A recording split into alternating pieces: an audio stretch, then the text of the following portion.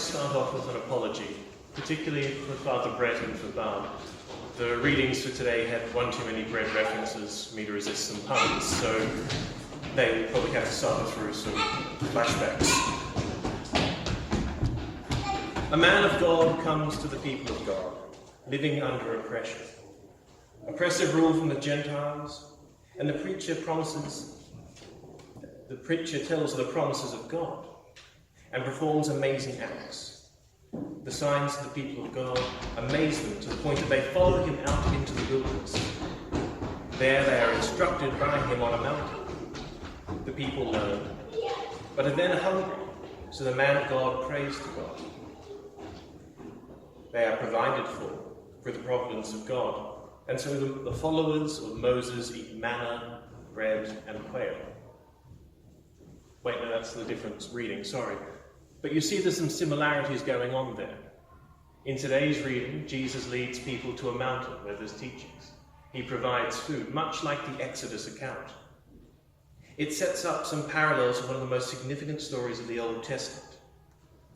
Jesus, like Moses before him, comes to the Israelite people in a time when things are not going well. For the Israelites in the book of Exodus, they are an enslaved people under the rule of Pharaoh, forced to work under ever more harsh conditions by their Egyptian overlords. For the Jews of the New Testament, things are also not going well.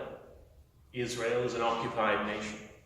The Roman Empire rules with an iron fist through a mixture of governors and kings. The most infamous of these we hear about in the Gospels, who kills children just on the fear of a rumor. Both groups follow out of the cities and the towns into the wilderness beyond the reach of the oppressors.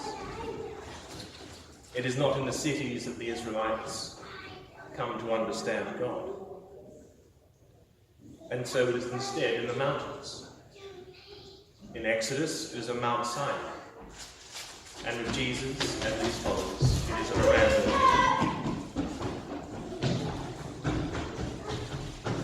In both accounts, there's a parallel in a feeding narrative.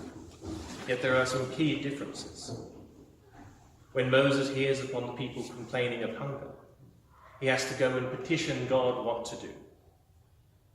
But Jesus, he already knows, and instead is testing his disciples. Where are we to buy bread for the people to eat?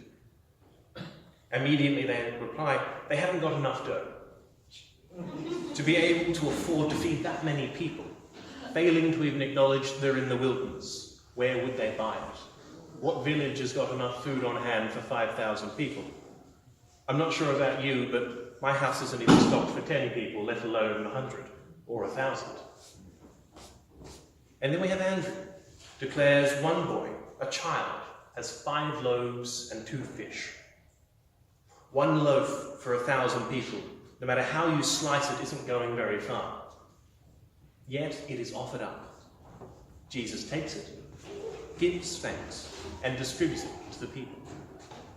5 loaves, 2 fish, a pitifully small offering from the least in the Jewish society, a child.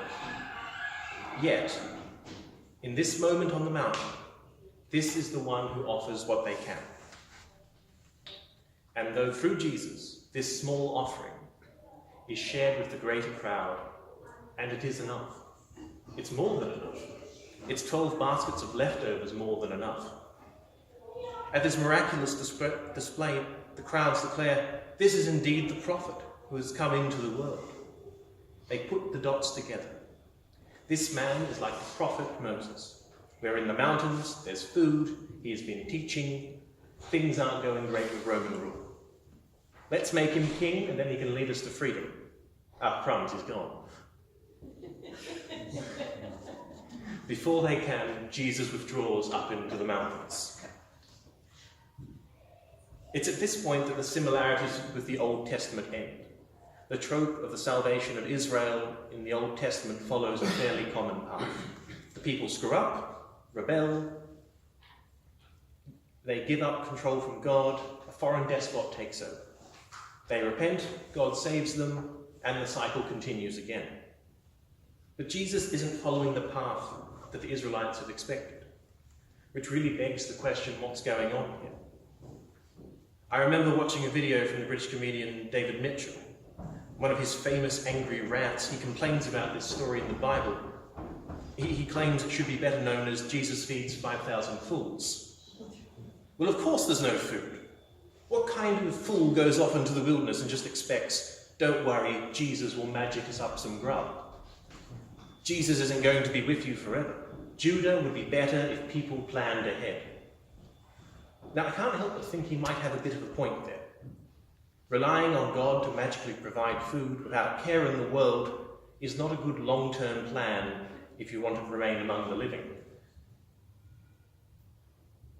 But nor is it unacceptable to just disregard the story.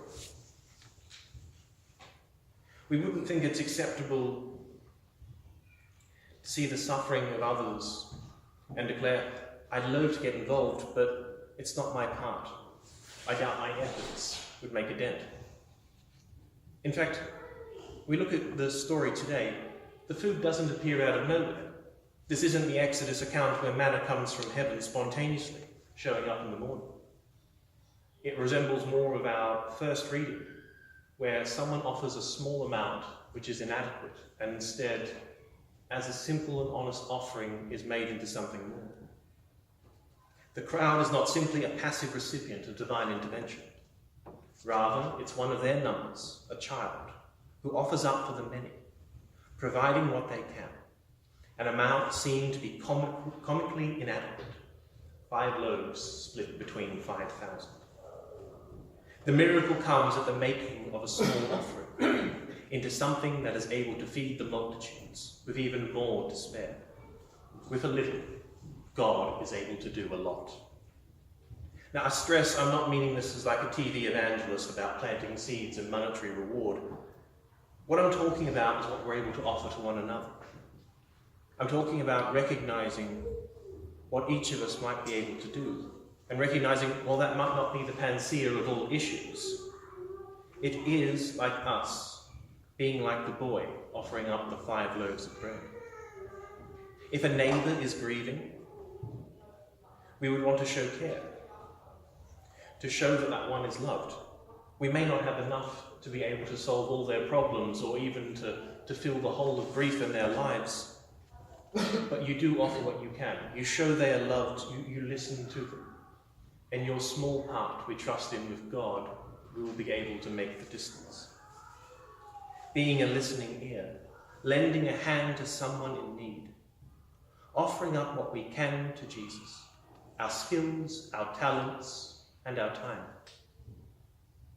Trusting that in God, in ways that we cannot even begin to fathom, will make use of it, far beyond whatever impact we could possibly imagine to reach, like that of 5 loaves for 5,000 people.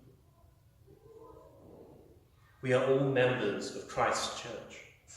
May we seek to offer up what we can in confidence to Jesus Christ, that it will make the difference, to enable us to make a difference.